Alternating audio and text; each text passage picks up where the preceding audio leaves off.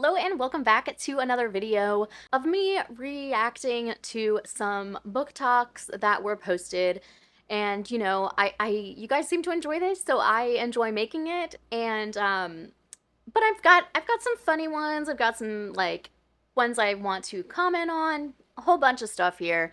So buckle in, get a drink, and let's watch some TikToks. All right, so I'm starting you off with one that is kind of long. It will be sped up, but just be ready. Some of y'all didn't grow up being afraid that Anne Rice was going to sue you into oblivion, and it shows. So I came across this post served up in my algorithm of this person promoting this book. As you can see there, it was #1 on Archive of Our Own, which is a fanfiction website, and promoted the acquisition of this book to their 20-something thousand followers. If you're not aware, fanfiction exists in a pretty murky legal gray area of intellectual property law. I say murky because fanfiction is technically a derivative work, however, a lot of people apply the fair use doctrine to it, and a number of lawsuits have kind of created a playground in which fanfiction writers can play. You can go read about the long and rich history of all of the many lawsuits that have created the current landscape of fanfiction. I will not bore you with them here. But I will tell you that right now, fanfiction exists in a lovely harmonious ecosystem with authors. Fanfiction writers stick to their websites like AO3, and authors pretty much leave them alone, because a lot of that fight was already fought by people like Anne Rice, who was a very strong defender in the early days of the internet of her intellectual property. But over the years, her ideas about fanfiction softened, and she basically said it's a really lovely transitional ground for writers who want to play in somebody else's sandbox for a little while as they're kind of honing their own skills. And that's how it's treated by many people today. In fact, we've seen a lot of successful fanfiction writers become traditionally published authors, and quite successful ones at that. The thing about posts like this is that it normalizes the printing, binding, and propagating of fanfiction. When you have 20-something thousand followers, it leads to a lot of people in your comment section asking where they can buy one. Now, the original poster says that a friend printed and bound it for her in her kitchen, which, sure, maybe that's so. Maybe her friend has a printing press next to her toaster oven, but a lot of people know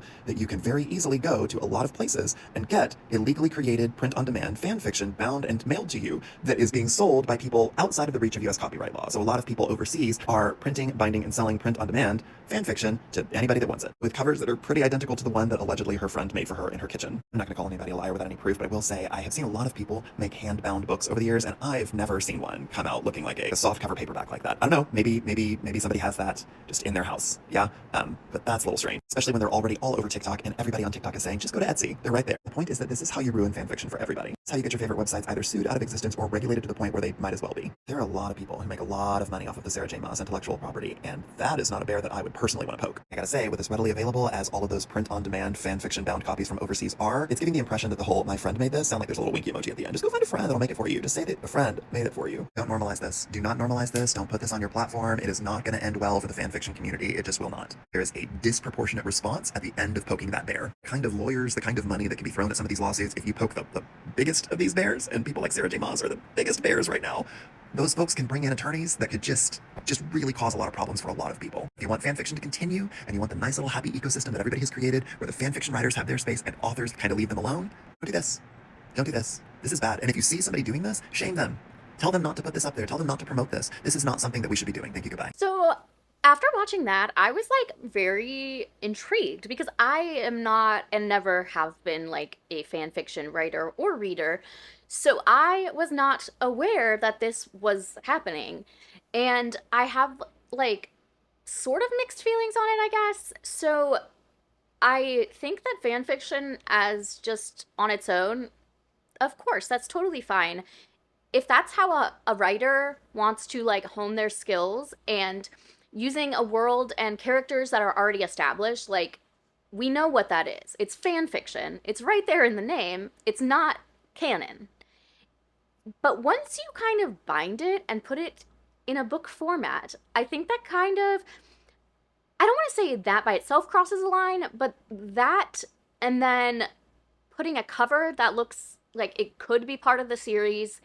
And I mean, and that's not even touching having these for sale on Etsy. So that is for sure like not okay.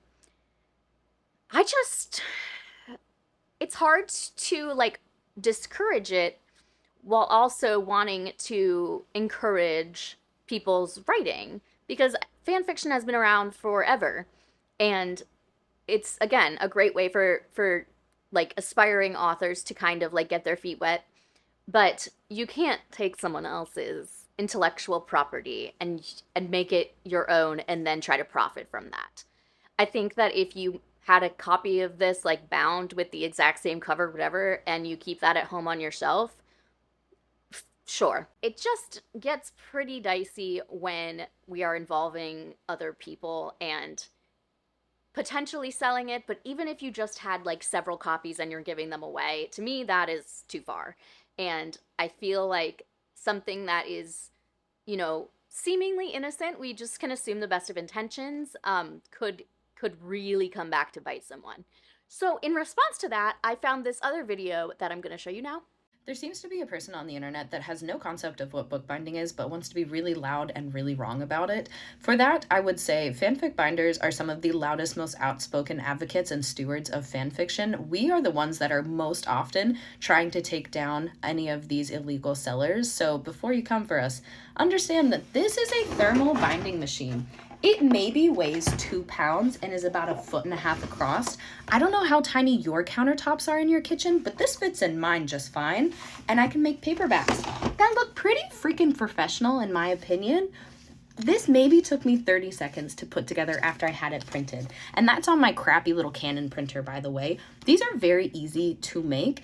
And I'm sorry, but artists are allowed to share their art, and especially as we are not doing anything illegal, and we are some of the loudest advocates for fan fiction. So anyways, to that one particular person, maybe be right next time. So, I mean, I don't know that there's a ton to say kind of in response to that exactly, but when she said that, these people are just kind of sharing their art, there's already space for that on online spaces. And I think even if you're not selling a binded copy of your fanfic, if you're giving it away to people and you are kind of presenting it as a part of the series, that is a problem, in my opinion.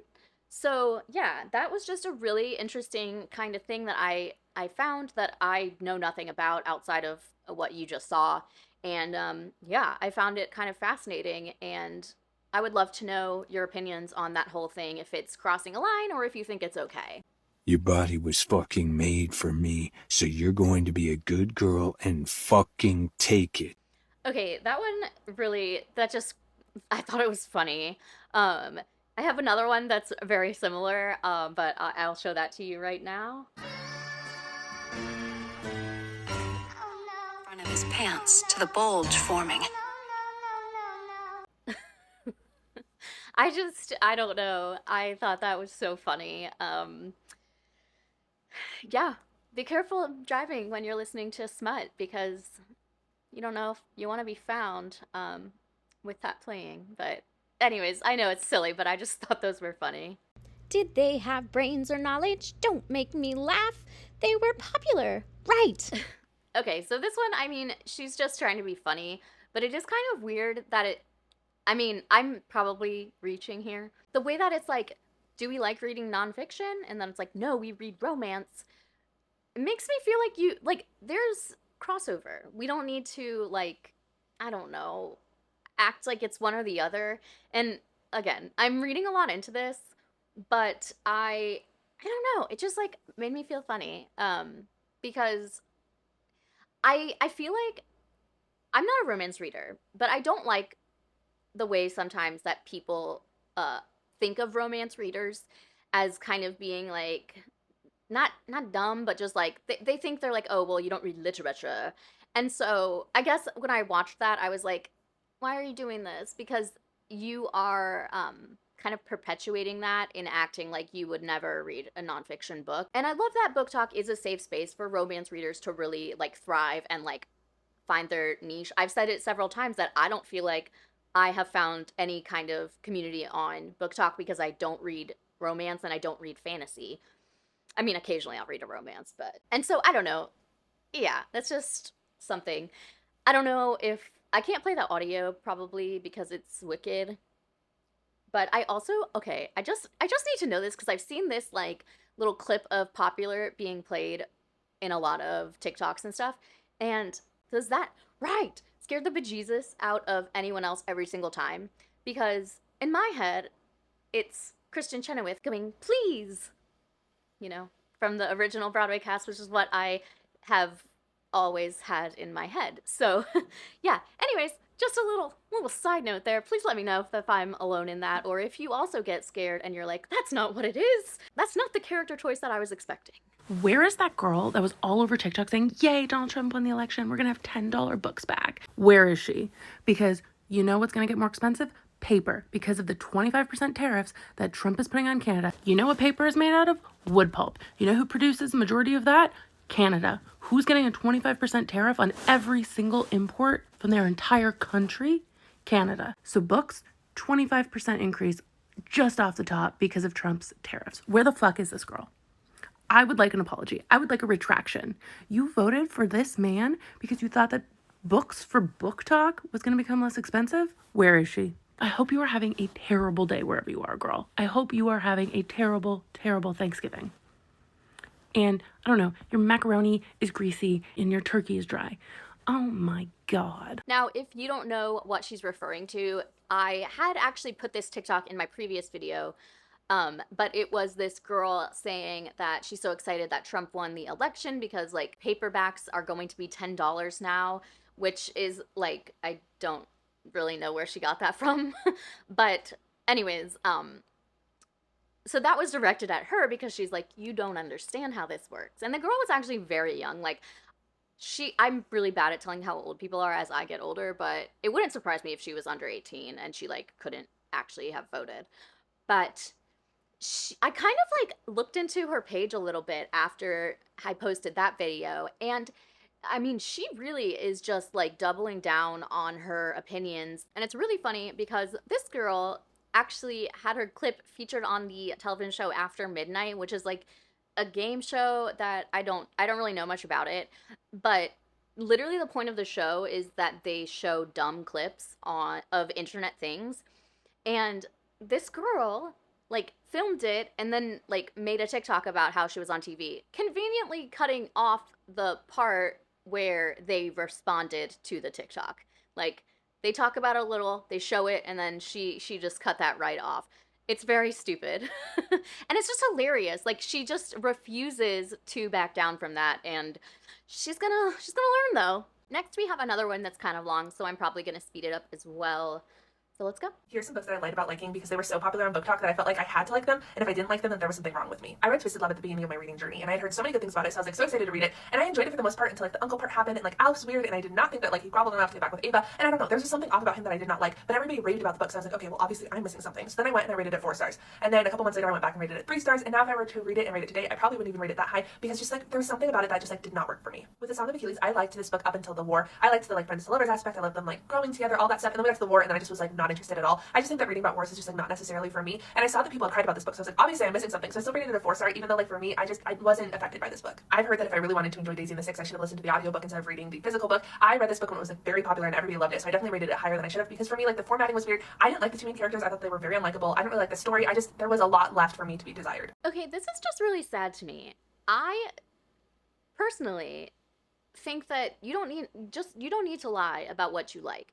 And so hearing that she felt, like, pressured to speak positively about books she really didn't like because of being afraid of what people on TikTok are going to say to her, that's, like, just, I don't know, makes me sad.